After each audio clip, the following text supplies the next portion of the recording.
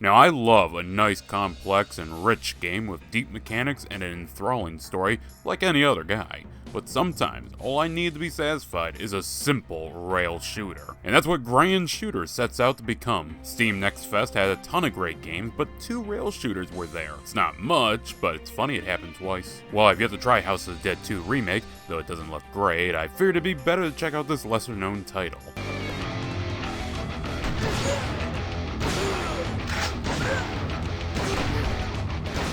Grand Shooter is a rail shooter by Grumpy Fox, where you aim Joan, an ex-military gunslinger whose girlfriend has been kidnapped by...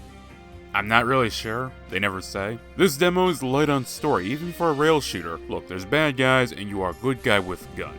Pretty simple math outside the courts. So shooting you will go. The starting level is a flashback to her time in Zekistan. Our boy's gotta be around here somewhere. And the game isn't bad. I mean, it's a rail shooter, but never underestimate how something relatively simple can be fucked up. The remaining levels will take you across an island resort as you pursue the bad guys. Shooting is very simple, it's a point-and-click adventure, but with a higher mortality rate. The bad guys really only have 3 ways of going out: a simple kill shot, a higher point headshot, and the highest point giver, a disarm.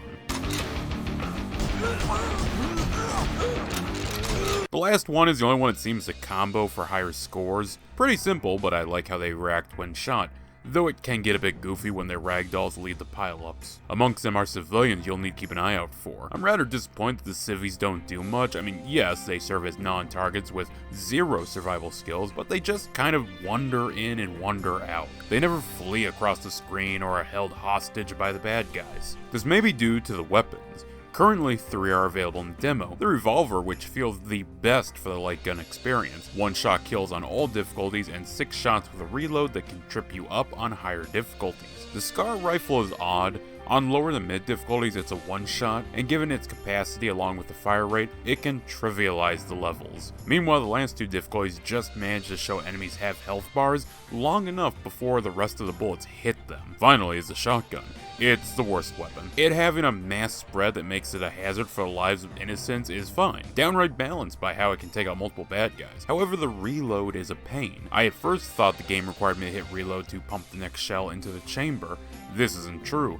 The weapon just has an arbitrary pause between shots. That pause can lead to very tight situations against the enemy's countdown to blasting you. Getting hit not only takes off health, but also lowers your score. Each stage is based upon 3-star ratings. You receive points by basically taking out bad guys, and it's relatively easy to 3-star all of them by just nailing headshots and disarms. Getting hit or hitting civilians, of course, lowers your points. Meanwhile, some stage interactables are worth points. It can get really random. I guess windows and air conditioners are fair game. Also, you might look at the title and the 3-star system and begin to wonder, am I playing a mobile game? The answer is yes. One from 2016 called Grand Shooter 3D. It even appears their trailer on Steam is using footage or at least some assets from the mobile original. I had thought the game was going for a style look like other games emulating the PS1 or PS2. However, now I think it's simply an upscaled port job. There's not a ton of footage on YouTube, but I did find enough to tie together parts of the demo. Most levels kick off right into the action, but in the original, we see cutscenes and build-up. The ending cutscene of the first level even has a degree of closure for the events. Little kid raises gun, shoots bad lady, and then gets blasted harder than Luke did. Or harder than Disney blasted Star Wars, whichever works better for you.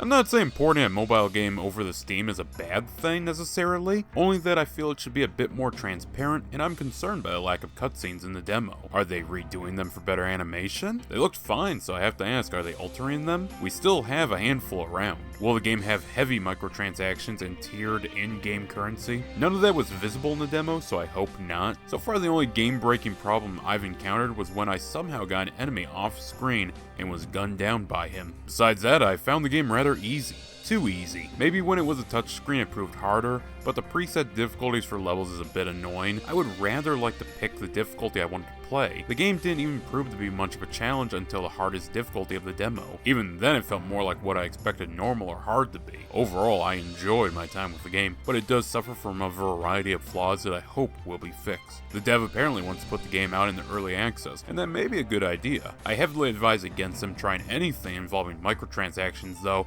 as that will drive people away. Finally, I don't have any problems with the screen, though when I went to options I noticed the display wasn't what I typically have it at, so I adjusted it. The results came in, and now the world is inhabited by rubber people.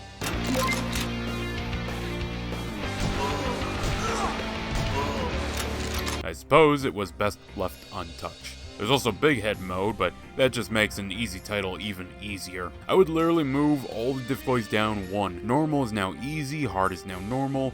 Just pull a Devil May Cry 3. Next time we're on an island, it's either going to be wearing a sci-fi suit or a nice Hawaiian red.